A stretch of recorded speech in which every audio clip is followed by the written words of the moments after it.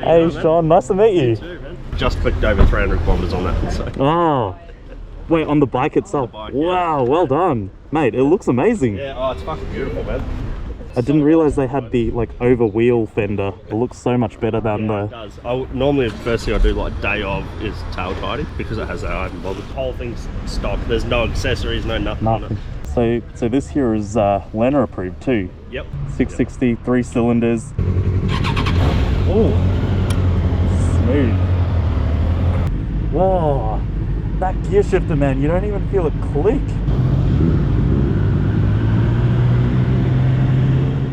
Yo, what is up guys?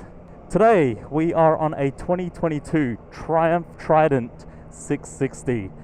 Now Sean, who commented on one of my previous videos, offered this up to me, his brand new bike. It hasn't even had its first service yet, and here I am on it. Really appreciate it, Sean.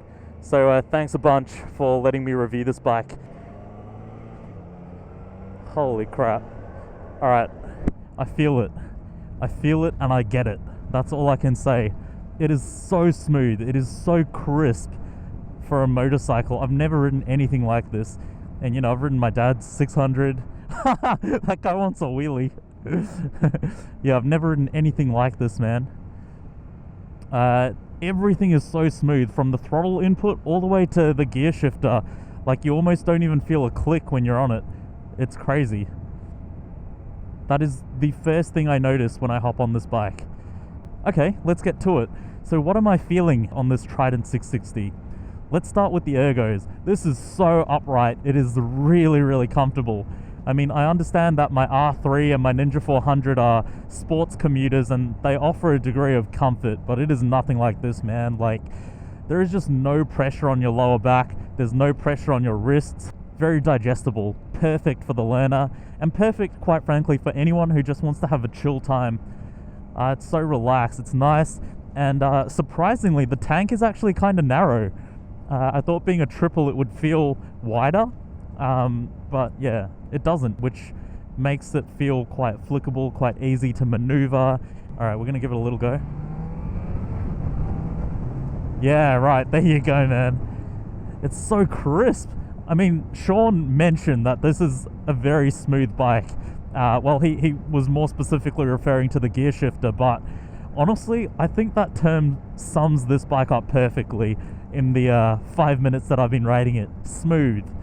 One of my favorite parts about this bike is that it has a triple in it, with each cylinder representing a prong on Poseidon's mighty trident. Trying to get to them. Still trying to get used to the rider controls. So this has an interesting indicator cancel situation going on. If you just flick the indicator, it won't stay on beyond 3 flashes.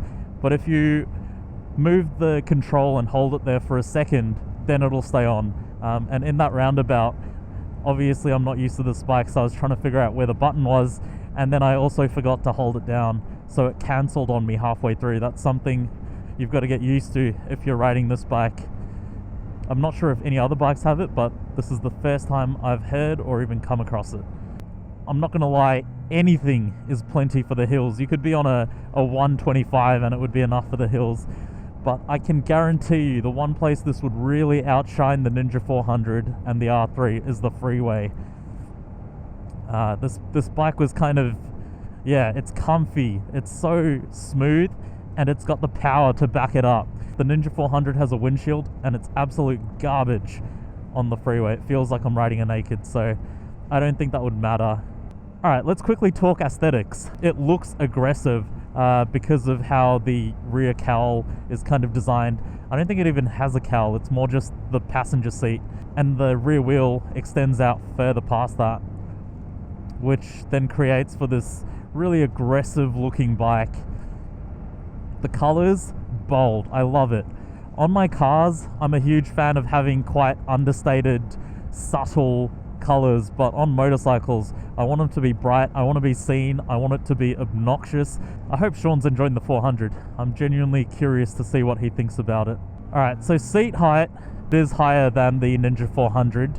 The suspension also feels a bit stiffer, but that's something you can change on most bikes, and I'm sure it's the same for this. That's kind of based on your weight as a rider. Yeah, this indicator, man, I gotta get used to it. When I come up to anywhere that I want to indicate, especially a roundabout, I'm like having to divide my focus between actually navigating it and worrying about whether my indicator's on. The Ninja 400 is also looking mighty fine in these really nice wide wing mirrors. So visible compared to a sports bike.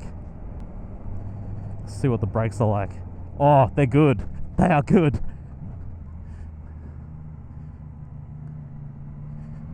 They are good brakes. Really good brakes.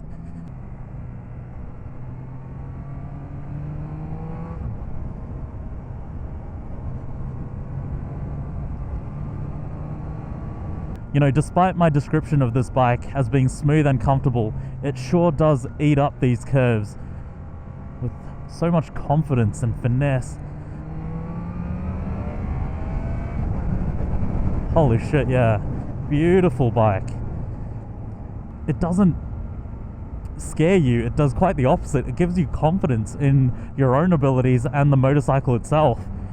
What a beautiful thing to experience. Damn, that was cool. A convoy of Ferraris. They should be impressed by me though.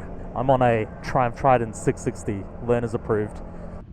Okay, my microphone just crapped its pants, so we're moving on to a voiceover. I'm not a huge fan of this indicator setup. I don't like the fact that you have to put extra thought and extra effort into ensuring that your indicator isn't just going to randomly turn off in the middle of a roundabout, because that could seriously confuse other motorists. So that could end badly. I don't know, that's just how I feel about it. And that's what you've got to keep in mind when watching this entire first impression. I have done no prior reading on this bike. I had no idea what it's about and what other people thought about it. This is as real as it gets in terms of first impression. It's just me hopping on it and me talking about how I feel, so it is completely subjective. With that being said, let's wrap this up.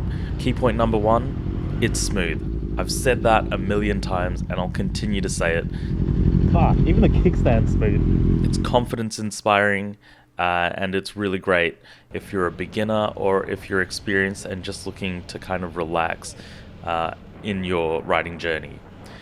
And that leads me to my next point. It knows exactly what it is and it sticks to that niche. So I've never ridden an MT-07, but from what I've read and heard, these two bikes would be on opposite ends of the spectrum. The MT-07 seems like an aggressive hoonigan machine that's ready to wheelie you wherever you go, whereas the Trident 660 feels a lot more tame, a lot calmer, a lot more refined, and a bit maturer. So thank you, Sean, for letting me hop on this machine and take it for a spin. I thoroughly enjoyed it, and I hope you enjoyed the Ninja 400 too.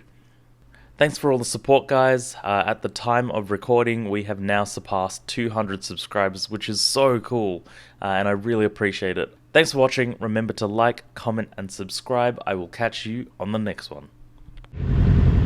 How are you doing?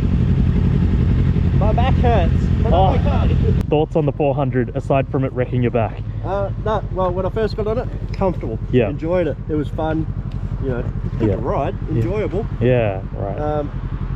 I missed the punchiness. Yeah, the because torque. it's got quite a bit down low. Yeah. I got on it and I'm like, oh yeah, this is quite upright. Yeah, it is, right? It was about 20 minutes and I'm like, my back don't think so.